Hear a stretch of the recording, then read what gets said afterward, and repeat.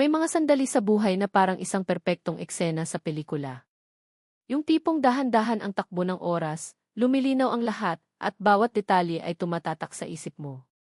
Para sa akin, ang sandaling iyon ay nang makita ko ang unti-unting pagkawala ng kulay sa mukha ng mayabang na artistang nasa harap ko.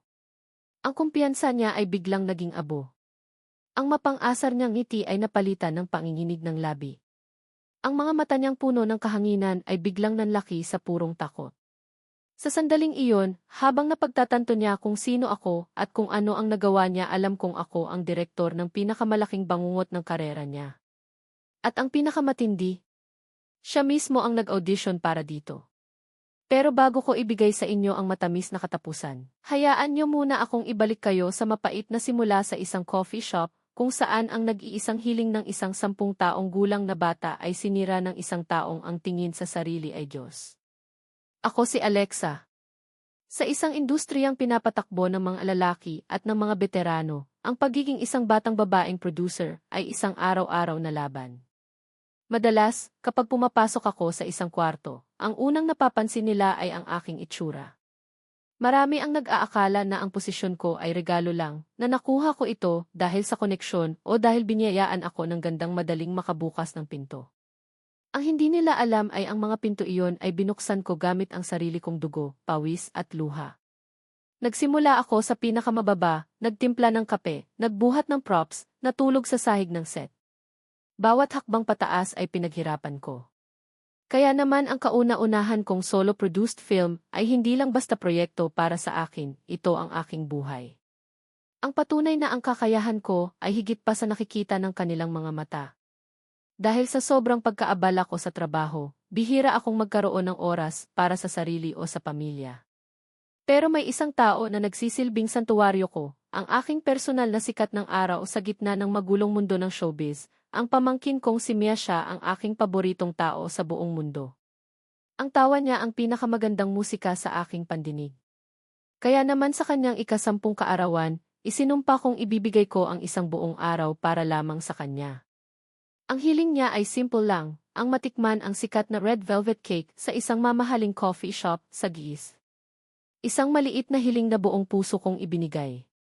Sino ba namang mag-aakala na ang lugar na dapat sana ipaglalagyan ng masasayang alaala ay magiging isang entablado pala ng kapaitan at pagkadurog ng isang inosenteng puso? Ang ambience sa loob ng coffee shop ay perpekto. Mahina ang tugtog, mabango ang amoy ng kape, at abala ang lahat sa sari-sarili nilang mundo.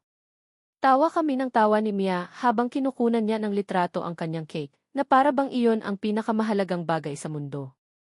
Sa mga sandaling iyon, nakalimutan ko ang stress sa trabaho. Ako lang si Tita Alexa, at siya ang aking birthday girl. Hanggang sa biglang natigilan si Mia, ang kanyang mga mata ay nanlaki, nakatutok sa isang table sa di kalayuan. Nanginginig ang kanyang boses nang ibulong niya ang pangalan. Tita Cecilio Corpus yun. At doon nga siya. Ang lalaking laman ng bawat poster sa kwarto ni Mia, ang pinakasikat na artista ng kanyang henerasyon. Cecilio Corpus. Nakaupo mag-isa, seryosong nakatitig sa kanyang telepono, na para bang may sarili siyang mundo na walang sinumang pwedeng pumasok. Ang mga mata ni Mia ay nagningning na parang mga bituin. Tita, please po, isang picture lang po. Birthday wish ko na po. Please, please, please ang pakiusap niya, at sino ba naman ako para sirain ang pangarap na iyon? Kahit na may pag-aalinlangan ako dahil mukha siyang abala, ang makita ang pag-asa sa mukha ni Mia ay sapat na para sa akin. Sige na nga. Pero maging magalang tayo, ha? Sabi ko. Dahan-dahan kaming lumapit. Bawat hakbang ay ramdam ko ang kabog sa dibdib ni Mia na nakahawak sa braso ko. Nang nasa tapat na kami ng kanyang table, magalang akong nagsalita. Excuse me, Sir Liu. Pasensya na po sa abala. Mabagal siyang nag-angat ng tingin. At ang una niyang ginawa ay suriin ako mula ulo hanggang paa. Isang tingin na malamig at mapanghusga, na para bang sinusuri niya kung karapat-dapat ba akong kausapin siya. May sumilay na maliit na ngisi sa kanyang labi bago siya nagsalita. Ano iyon? Tanong niya, ang boses ay walang kabuhay-buhay. Ngumiti ako kahit na medyo nailang ako sa titig niya. Pasensya na talaga. Itong pamangkin ko kasi, si Mia, 10th birthday niya ngayon. Sobrang idol ka niya. Nagbabaka sakali lang sana kami kung pwedeng magpa-picture sa'yo. Isang mabilis lang po. Tiningnan niya si Mia na parang isa itong ordinaryong bagay na nakaharang sa kanyang daan bago ibinalik ang tingin sa akin. Ang ngisi niya ay lumapad, naging isang mapang-asar na ngiwi. Sorry, miss. Hindi ako nagpapapicture kapag personal time ko, sabi niya, sabay taas ng kilay. At saka kung gusto mong mapansin ng artista, may mas magandang paraan dyan. Huwag mong gamitin ang bata. Parang may bombang sumabog sa loob ko.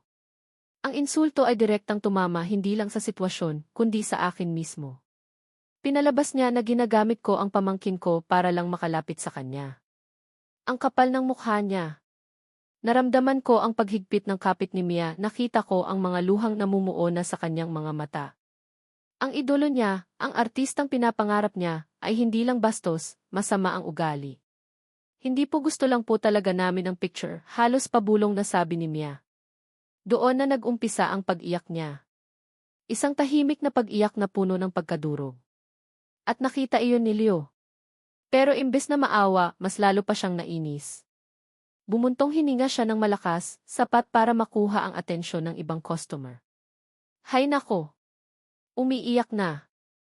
Ganito ba talaga kayo kadesperada para sa isang litrato? Sabi niya ng malakas.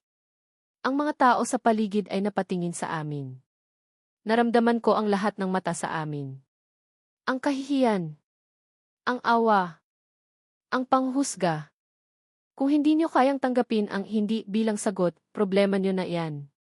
Now if you'll excuse me, you're ruining my coffee, dagdag pa niya, bago iwinasiwas ang kanyang kamay na parabang nagpapalayas ng aso. Hindi ko na kaya. Ang galit sa loob ko ay nag-aalab, pero ang kailangan kong unahin ay ang pamangkin ko. Niyakap ko si Mia ng mahigpit, ibinaon ang kanyang umiiyak na mukha sa aking dibdib para hindi na niya makita ang mga mapanghusgang tingin. Tara na, baby. Alis na tayo, bulong ko. Habang naglalakad kami palayo, rinig na rinig ko pa ang kanyang huling salita. Mga tao talaga walang konsiderasyon. Nang makalabas kami ng coffee shop, doon na humagulgol ng malakas si Mia, ang puso ko ay nadurog sa 1,000 piraso para sa kanya. Ang dapat sanang pinakamasayang araw niya ay naging isang bangungot.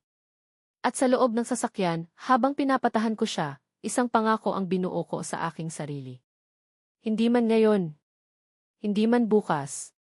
Pero darating ang araw, Leo Corpus. Darating ang araw na pagsisisihan mo ang ginawa mong ito. Ipapatikim ko sa iyo kung ano ang pakiramdam ng mapahiya at maliitin sa harap ng maraming tao. Lumipas ang mga linggo at ibinuhos ko ang sarili ko sa trabaho.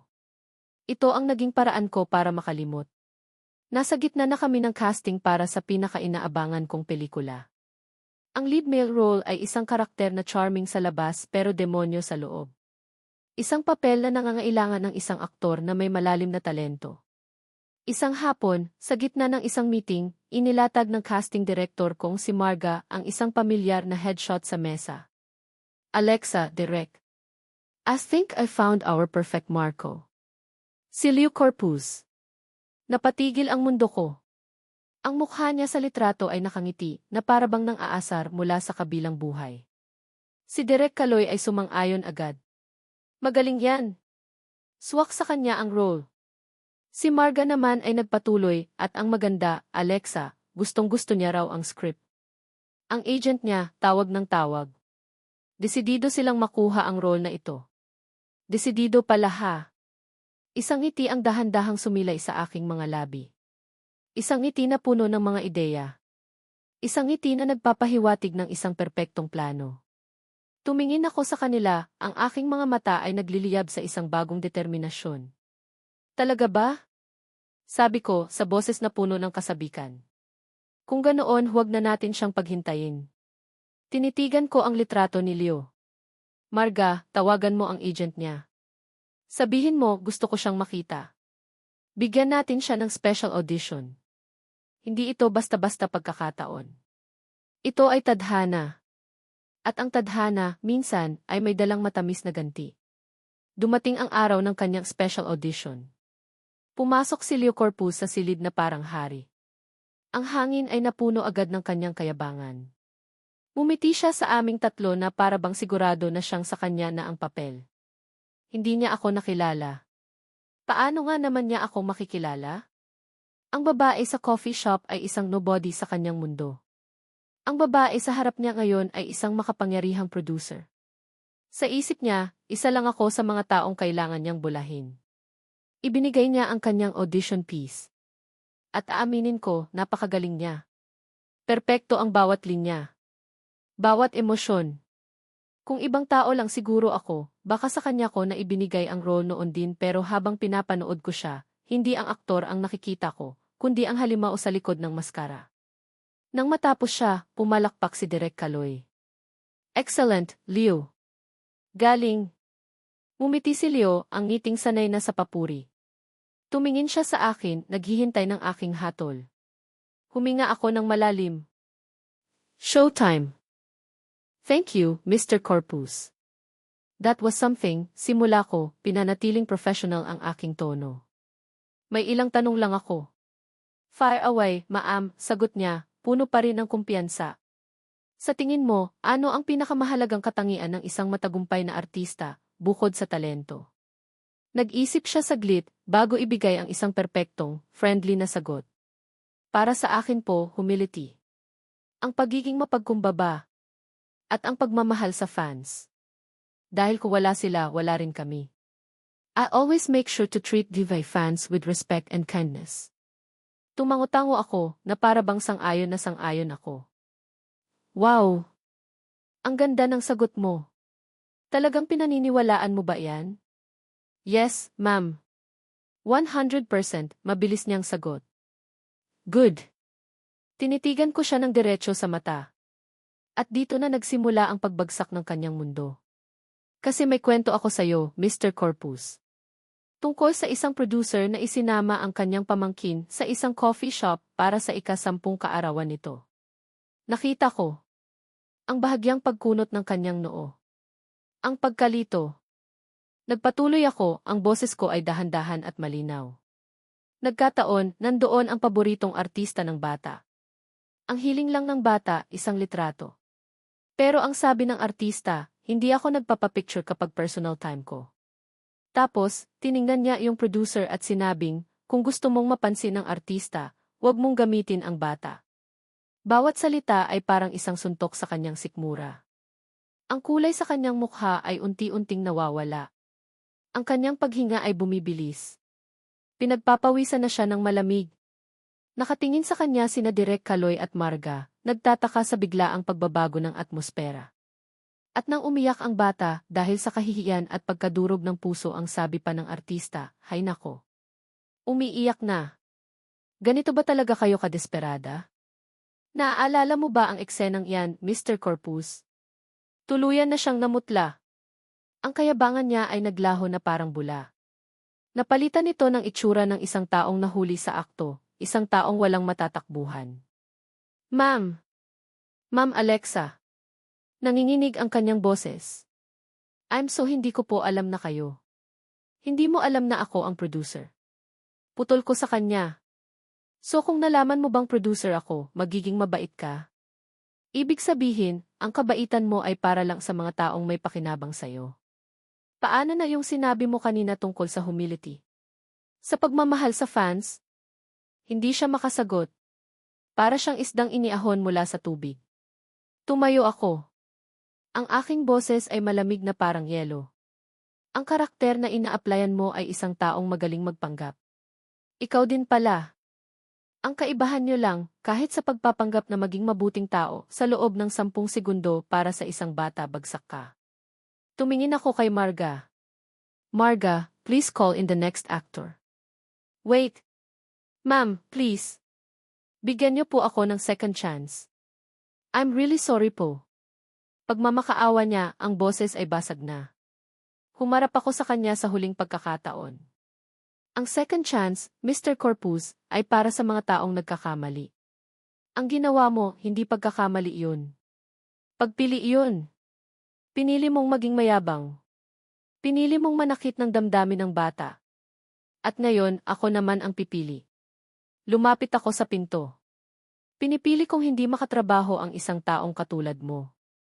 Thank you for your time. Your audition is over.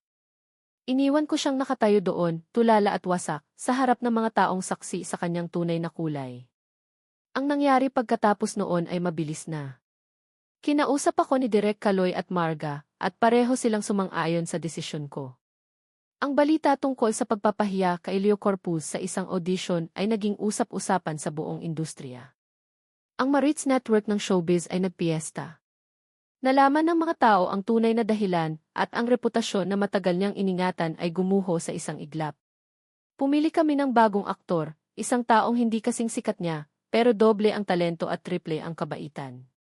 Ang aming pelikula ay naging matagumpay. Nagbukas ito ng maraming pinto para sa akin at para sa bago naming bida. Minsan, kapag nakikita ko ang mukha ni Leo sa isang lumang magazine, hindi galit ang nararamdaman ko, kundi awa.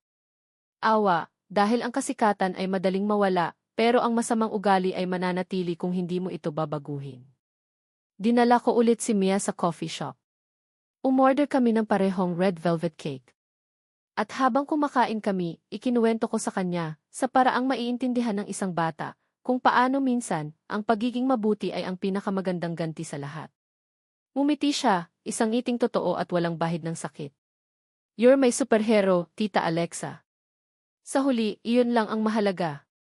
Hindi ang paghihiganti, kundi ang pagpapakita na sa isang mundong puno ng mga Leo Corpus, maaari ka pa ring maging isang Alexa, isang taong hindi lang gumagawa ng magagandang pelikula, kundi isang taong naninindigan para sa tama.